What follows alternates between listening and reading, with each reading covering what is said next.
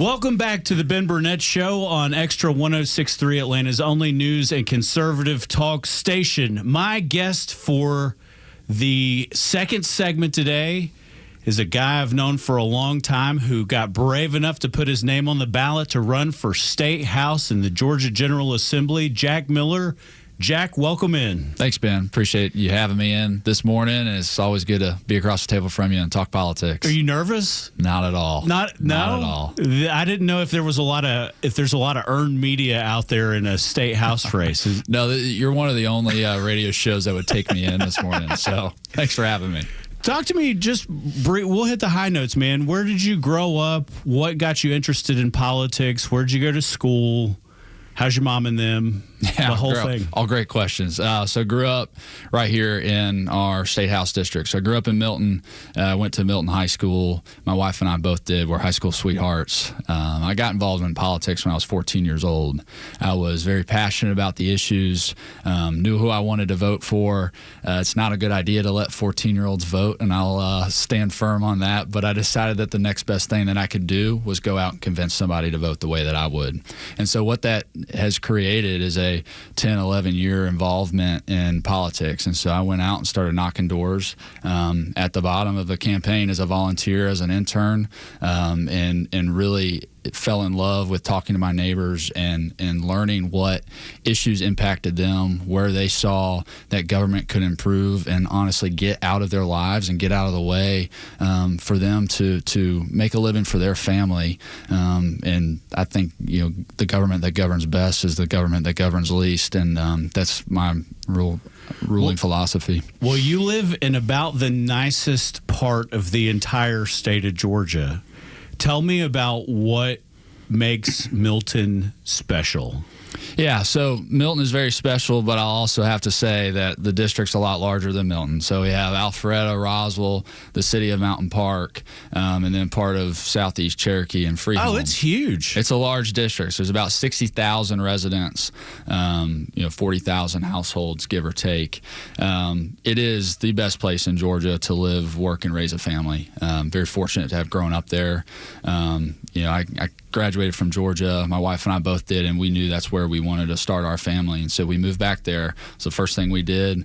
My business is there, and Lord willing, I'll be there for a very, very long time. What do you do by day? I'm a financial planner by trade, and so I think that's a unique skill set to go into the State House with. There aren't too many down there. There's not a lot of financial advisors. There's not a lot of accountants, just by the nature of the beast, with session being right in the middle of tax season. And so we need to have some people down there that know how to work a budget, know how to actually lower the state income tax and property taxes instead of just talking about it and letting the brainiacs behind the scenes figure that out. I want to be that brainiac and be on the floor and have a voice in those decisions that really impacts our community, which is 100% municipalized. Everybody pays property taxes. Everybody pays into their school, fire, police, and those decisions impact the everyday lives of who my ultimate constituents would be. I've told you it's a super nice place to live, but let's back up just a little bit. Where'd you go to college, and what did you study? I went to the University of Georgia. Studied finance, have a finance degree. My minor's political science. Those two things don't relate at all. My goal was never to use my political science minor, and definitely not this quickly. But here I am. What made you think? You've been around the game for a little while, a lot longer than most people pay attention. But what really made you spark the interest to think that you might want to switch gears and put your name on the ballot? It's a great question, and there was really no one defining moment, but it has been a long extended period of me watching politics and seeing people who run for the wrong reasons, to realize that it takes people that run for the right reasons to do the job and do the job well. There's a crisis in this country. There's a crisis amongst my generation of people who don't believe in the American dream anymore. If you polled the graduating class of the University of Georgia this year, I would say that it's very bleak on what they see their future being. They're told they don't have a voice. It doesn't matter, that the opportunity doesn't exist for them anymore in the world of AI and all this other stuff. And so why did I run? Why did I put my name in the hat? Is because I feel that, one, I have my finger on the pulse of this community. I grew up here. I'm involved in the First Responders Foundation, the Alpharetta Rotary, the Historical Society. I was already giving to this community civically, and it deserved a voice, but it also deserves someone who's going to stand up for the next generation and someone who's going to run and carry the torch forward. I've seen a lot of chatter on social media in recent days, but how does it feel to really be the outsider in a race? The guy who doesn't necessarily come from political stock or anything like that, but how does it, what adversity do you feel like you run into being the outsider? It's a great question. My mom and dad voted in every single political election, right? They are very proud Americans. My dad's a veteran. Both of my grandfathers are veterans, but they're not in the political class, right? They didn't grow up aspiring to be in political office. Neither did I. I'm running to represent my community. I can't be bought. I can't be told to vote a certain way. The only people who I'm there to represent are the constituents of House District 47. It's nobody else. When you look at some of the things that you think are real hot button issues in the state of Georgia right now, what is your core competency in your platform, and what do you really want to make a difference in specifically? Step back from the state of Georgia, or step back from local communities. Where do you think Georgia could really see improvement? Yeah. First thing I'll say on that is it's called the General Assembly. And so it's called the General Assembly, and it requires generalists to go down there and be effective on a variety of issues. Electing single-issue candidates to go down to the State House and be focused on one thing is extremely ineffective for representation purposes go in the state. But what I'll say on that is that at every period of time and at every election season, there are hot-button issues, and there are things that the voters are talking about, and there are things that impact everyday residents more or less at any given time. And right now, what we're seeing in this state and what we're seeing in this country are people dealing with the rising cost of living. You hear that in every single governor's campaign, every single lieutenant governor's campaign, and there's a reason people are talking about that, because it's what the voters are concerned about. It's what the constituents, it's what the residents are worried about. And so sending a financial planner to the State House who deals with income and expenses and revenues and outflows, that's the skill set and that's the mindset that you need to elect to be your next state representative, because you have all these different levers that you can pull in terms of tax revenues, but at the end of the day, when you take them away from one place, you either have to replace them somewhere else or you need to cut spending. And a true conservative like myself is going to believe that the answer to that is cutting spending. I know one of the things coming out of the General Assembly in the last year, and I was candidly let down by this, was I saw really bold plans in order to get rid of the state income taxes. And then when I saw the House actually put the pedal to the metal, it really wasn't there. And it doesn't require a lot of effort, in my opinion, to cut 1 percentage point off the state income tax over the better part of the next decade, and then pat ourselves on the back and call it a win. What do you see from a subsidy standpoint that you think absolutely needs to be evaluated and put on the table at the General Assembly? Like, what are average people like me paying for that we don't have any business paying for?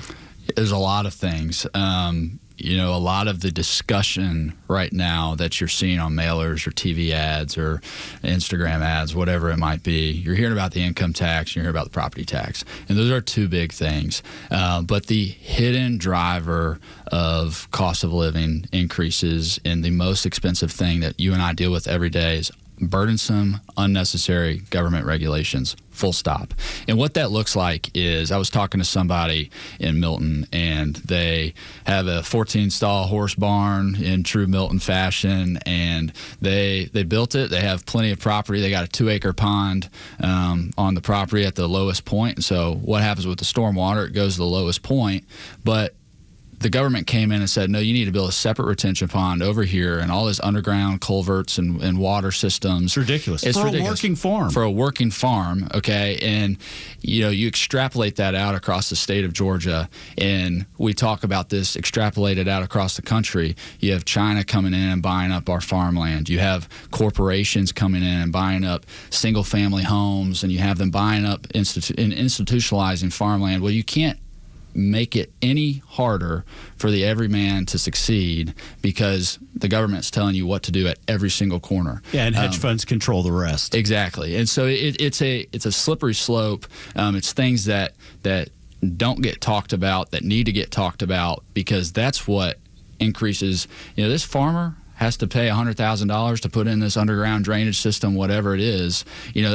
Ultimately, if they're a production farm, they're going sweet onions, potatoes, corn, whatever, that's going to get passed on to you as a consumer. And you see that at Kroger, at Publix, at whatever grocery store you shop at. I saw this lady, you've probably seen it, in the last couple of weeks, who is from Coweta County, and she has Georgia Power has the ability to control eminent domain for energy consumption that's going to a data center, and it's ultimately going to take her house. And how does that make you feel, man, to know that there are entities in the state of Georgia that have the ability to take somebody's personal property for private gain? I mean, I'll just leave it open-ended. And I just think that there are entities out there that have a lot of power that they don't necessarily, they're not more important than me or you. No, it's sickening. It's sad. It makes me sad as an American. There are very limited functions of government that a conservative should hold to, and that is to secure life, to secure liberty, and property rights. And a private entity like that, taking away someone's home that they were raised in, and I don't know the specifics of this story, but it's a situation that no one should find themselves in. But it goes back to the argument of, what do we really own? If we're paying property taxes for the rest of our lives on a home, a piece of property that we paid off, our primary residence, it's a perpetual lease to the government. And I live in North Fulton. Again, it's 100% municipalized. I am very, very aware that property taxes fund our police department, our fire department, and our school system. And we have to continue to fund those core services. But there has to be a better way that respects property rights in this state, in this country, in our community, and make sure that people aren't priced out of their own homes, or even worse, that they're taken from them. It's a huge fear of mine to think that could potentially be me. And I don't like to see for-profit publicly traded entities take something from, I don't care who it is. Mm-hmm. Like, these companies that they are servicing in the Googles and the Facebooks, they have $1 trillion+ market caps. But they're not more important than where I choose to live. I mean, just talk about protecting that, because at one point, it's always a story in another community until it's you. It's like the one day they Absolutely. came for the socialists, and I didn't say anything because I wasn't a socialist. Mm-hmm. But talk about, what gets put first in the mind of Jack Miller down at the State House? Yeah, but I want to first hit on something you said, is that they're not important than, a piece of property. They're also not more important than you, these large companies, right? And our country was founded on individual liberty and individual rights. And when we sacrifice that for the whims of a large corporation, what are we doing? And that is probably the most anti-American thing that we can do. So I think that bleeds into what you actually asked me, which is what's first in my mind when I get to the State House. And that's always the people that I'm representing. There is no other job for me down there than to do what those 60,000 residents want me to do at the State House and to represent them well. It's not the donor class. It's not whatever the leadership of the caucus wants. It's the residents of House District 47 at the end of the day. I want to know a little bit more about as you dig in and you make plans, like what commitments can you make to your constituents that you're never going to let them down on? We're talking about campaign promises. Yeah. Well, I think for starters is I'll be extremely available to my constituents. I love this community that I grew up in. I'm always going to be a phone call away. I think one thing that the Georgia General Assembly does really well that I think Congress could take a note out of is it's a part-time legislative body. And so they're in session 40 days a year. It's part-time, works out to about 2 to 3 days a week. You're actually in session for the first quarter of the year. But, and it's not the case for everybody if you live in deep South Georgia, but being a metro Atlanta guy here is I'm going to be able to be home every night.